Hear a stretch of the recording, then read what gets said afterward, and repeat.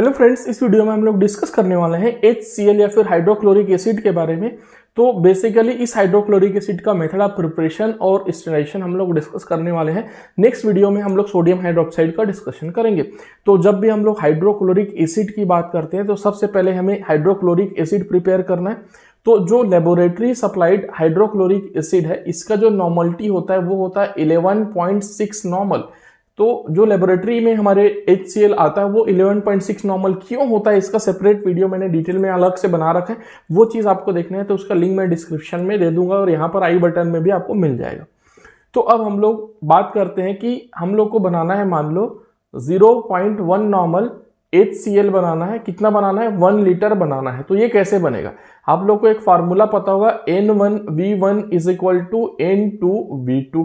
ठीक है, तो हमें ये वॉल्यूम V1 निकालना है। मतलब N1 आपके पास आ गया 11.6 नॉर्मल, जो लेबोरेटरी सप्लाइड HCl है। 11.6 नॉर्मल इंटू V1। 11.6 नॉर्मल मतलब जो कंसंट्रेटेड HCl है उसका कितना वॉल्यूम चाहिए कि हमें 0.1 नॉर्मल HCl बन जाए 1 लीटर।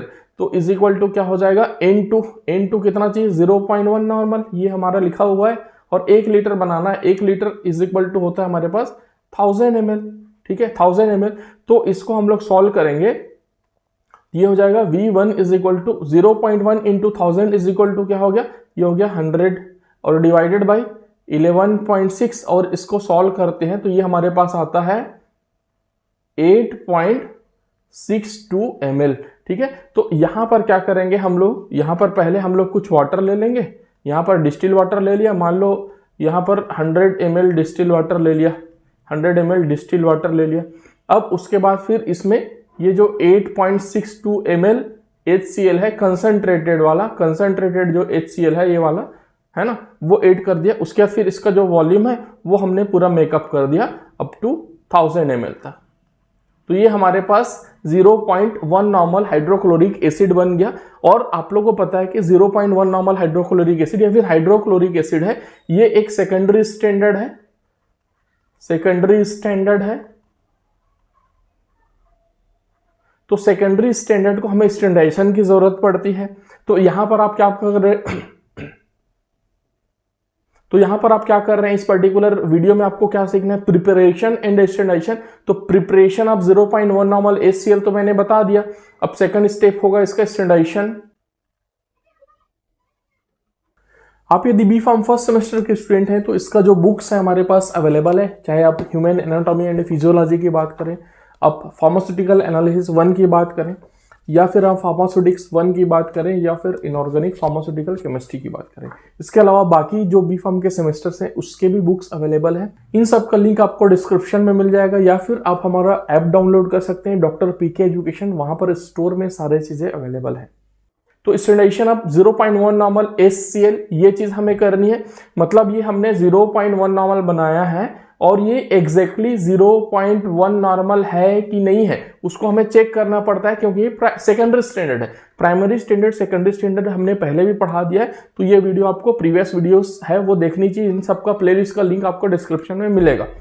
तो इसमें जो स्टैंडर्डाइजेशन ऑफ 0.1 नॉर्मल HCl में फर्स्ट स्टेप क्या है, या फिर हम लोग इसमें करते हैं, इसको जो स्टैंडर्डाइज करते हैं वो किससे करते हैं? तो ये स्टैंडर्डाइजेशन हम लोग करते हैं स्टैंडर्ड, ये इसमें ले लेंगे 0.1 नॉर्मल Na2CO3। ये हमारे पास स्टैंडर्ड सॉल्यूशन होगा, स्टैंडर्ड सॉल्यूशन सोडियम कार्बोनेट। ठीक है, तो अब यहां पर बात आती है कि भाई आपको पहले जो स्टैंडर्डाइजेशन ऑफ 0.1 नॉर्मल HCl है उसमें जो फर्स्ट स्टेप है that is standard preparation of 0.1 normal Na2CO3। तो ये कैसे प्रिपेयर करोगे? 0.1 नॉर्मल Na2CO3। Na2CO3 का जो इक्विवेलेंट वेट होता है वो हमने पहले भी डिस्कस कर रखा है। ये होता है 53। तो 53 ग्राम पर लीटर बनाओगे तो ये 1 नॉर्मल बनेगा। तो अब आपको यहाँ पर 0.1 नॉर्मल बनाना है तो 5.3 ग्राम पर लीटर लेकर के बनाओगे तो ये 0.1 नॉर्मल Na2CO3 बनेगा। और इसी Na2CO3 को यहां पर हमने ब्यूरेट में भर दिया है। अब नेक्स्ट स्टेप क्या होगा? Standardization of 0.1 normal HCl। तो स्टैंडर्डाइजेशन के पहले हम लोग इसका रिएक्शंस देख लेते हैं। रिएक्शंस क्या क्या होगा? रिएक्शंस। तो पहले तो हम लोग यहाँ पर Na2CO3 लेते हैं, इसका HCl के साथ रिएक्शन होता है, तो ये आपके पास बनाएगा NaHCO3, ठीक है, प्लस क्या बनेगा NaH यहां पर चला गया और एक सोडियम बाहर निकल गया, तो ये क्या हो जाएगा NaCl बना लेगा। अब नेक्स्ट स्टेप में क्या होगा, ये जो NaHCO3 है, NaHCO3 है, ये यहां पर एक ही HCl इस्तेमाल हुआ है, तो एक HCl का मॉलिक्यूल और आएगा, वो रिएक्ट करेगा और रिएक्ट करके ये बना लेगा NaCl बनाएगा एक, और एक यहां पर CO2 निकलेगा और एक यहां पर H2O निकलेगा। इन दोनों रिएक्शन को कंबाइंडली लिखा जाता है, ये स्टेप 1 है, ये स्टेप 2 है, ठीक है, लेकिन इसको कंबाइंडली लिखा जाता है, तो ये इस तरीके से लिखा जाता है Na2CO3 प्लस 2HCl और ये बनाता है 2NaCl plus CO2 plus H2O बनाता है, ठीक है, ये इसका रिएक्शन होता है, या इसी को हम लोग इसका मैकेनिज्म कह सकते हैं कि इस तरीके से इसका रिएक्शन होता है, मैकेनिज्म कह लो, इसको जो भी कह लो आप, जैसा समझो। अब हम लोग इसको स्टैंडर्डाइजेशन करते हैं, स्टैंडर्डाइजेशन।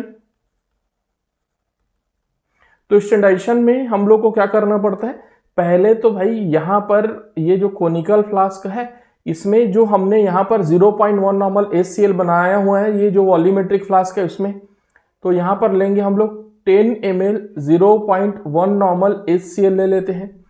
उसके बाद फिर इसमें हम लोग डाल लेते हैं indicator, methyl orange indicator, methyl orange indicator, ठीक है, methyl orange indicator 2 to 3 drops, ये आपको सबको पता है कि 2 से 3 ड्रॉप हम लोग इंडिकेटर डालते हैं, 11th 12th में भी टाइट्रेशन आप करते हो। तो जैसे ही मिथाइल ऑरेंज इंडिकेटर डालोगे, इसका जो कलर होगा सोल्यूशन का वो रेड हो जाएगा, क्योंकि जो मिथाइल ऑरेंज इंडिकेटर है वो एसिडिक मीडियम में ये देता है रेड कलर, और ये एल्केलाइन मीडियम में ये देता है ऑरेंज कलर या फिर येलो कलर, ठीक है, ऑरेंज या फिर येलो, ठीक है, ये हो गया। तो अब हम लोग क्या करेंगे, 10 ml HCl, जिसका नॉर्मलिटी हम लोग मान के चलना है 0.1 नॉर्मल है, is taken in a conical flask, उसमें फिर क्या कर देंगे, add 2 to 3 drops of methyl orange indicator, उसके बाद फिर टाइट्रेट अगेंस्ट, किसके अगेंस्ट टाइट्रेट करेंगे, यहां पर जो ब्यूरेट में भरा हुआ है 0.1 normal standard Na2CO3, titrate against standard 0.1 normal Na2CO3। कब तक टाइट्रेट करना है, जब तक जो इसका कलर है, पहले यहां पर एसिड में है तो रेड कलर है, तो एल्केलाइन टाइट्रेट करेंगे Na2CO3 से, तो जब इसका कलर कब चेंज होगा, जब ये एल्केलाइन हो जाएगा।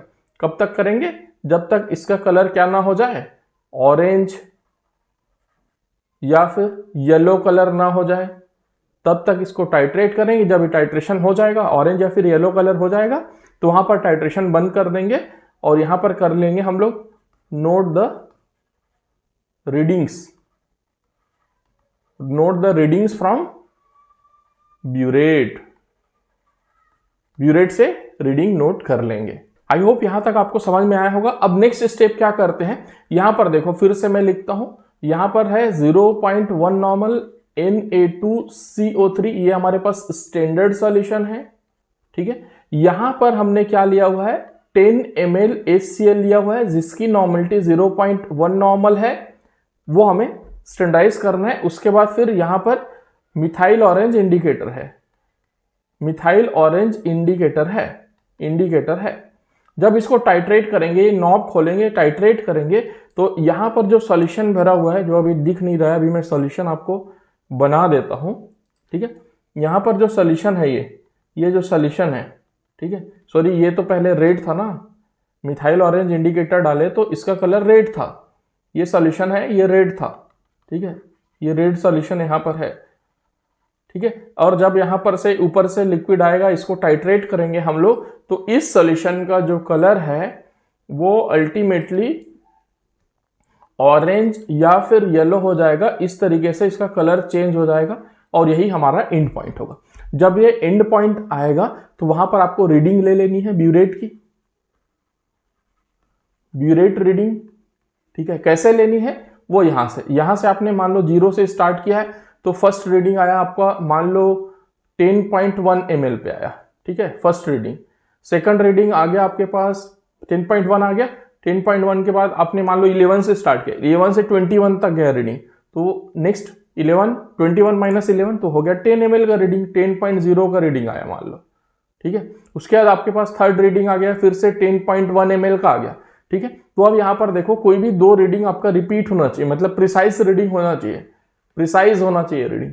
तो हमारा एक्चुअल रीडिंग क्या हो गया, ये हमारे पास एक्चुअल रीडिंग आ गया 10.1, ठीक है। मान लो थर्ड टाइम में भी 10.2 आता तो 3 रीडिंग में से कोई भी दो सेम नहीं है तो आप चौथा लेते। जब तक 2 रीडिंग सेम नहीं आएगा तब तक चौथा, पांचवा, छठवां रीडिंग लेना है। मान लो हमारे पास यहाँ पर 3 बार में ही रीडिंग आ गया सेम। अब यहाँ पर N1 V1 is equal to N2 V2 फार्मूले में निकालना है इसका वैल्यू, ठीक है। N1 V1 is equal to N2 V2 से हम लोग को क्या निकालना है, HCl का। तो ये हमारे पास HCl का साइड है, ये हमारे पास Na2CO3 का साइड है।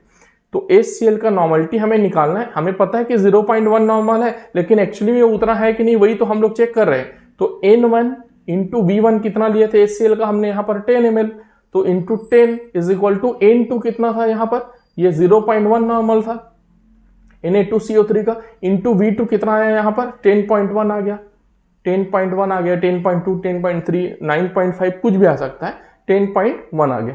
अब यहाँ पर N1 इज इक्वल टू करेंगे 0.1 इंटू 10.1, तो ये हो जाता है 1.01 और डिवाइडेड बाय ये 10 इस साइड में आ जाएगा, इस साइड में नीचे में, तो डिवाइडेड बाय 10, तो N1 is equal to 0.101 normal, ठीक है। ये किसकी नॉर्मलिटी है, ये HCl की है। HCl का नॉर्मलिटी हम लोग क्या मान के चल रहे हैं, 0.1 नॉर्मल हमने बनाया है, लेकिन एक्चुअली में आया कितना, इतना आया। तो यही सेकेंडरी स्टैंडर्ड होता है, इसको हमें स्टैंडर्डाइज करना पड़ता है। सो आई होप आपको HCl का स्टैंडर्डाइजेशन बहुत अच्छे से क्लियर हो गया होगा। नेक्स्ट वीडियो में हम लोग अंडरस्टैंड करेंगे NaOH का, मतलब सोडियम हाइड्रोक्साइड का standardization. Thank you so much.